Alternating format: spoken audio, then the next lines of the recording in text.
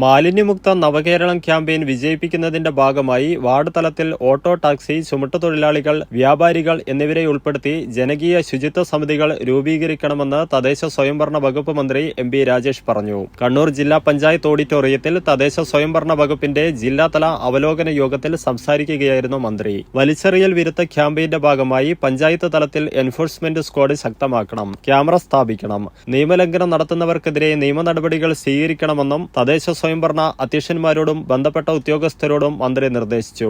മാലിന്യമുക്ത നവകേരളം, അതിദരിദ്ര നിർമ്മാർജ്ജനം, ഡിജിറ്റൽ സാക്ഷരത, പാലിയേറ്റീവ് കെയർ, ABC കേന്ദ്രങ്ങൾ തുടങ്ങിയ വിഷയങ്ങളിൽ സമഗ്രമായ ചർച്ച നടന്നു. മാലിന്യമുക്ത നവകേരളം പദ്ധതി നടത്തിപ്പിനായി പഞ്ചായത്ത് പരിധിയിലുള്ള ടൗണുകളിലും പൊതു ഇടങ്ങളിലും ടൂറിസം കേന്ദ്രങ്ങളിലുമെല്ലാം മതിയായ ബിന്നുകളും വോട്ടിംഗ് ബൂത്തുകളും സ്ഥാപിക്കണമെന്ന് മന്ത്രി നിർദ്ദേശിച്ചു.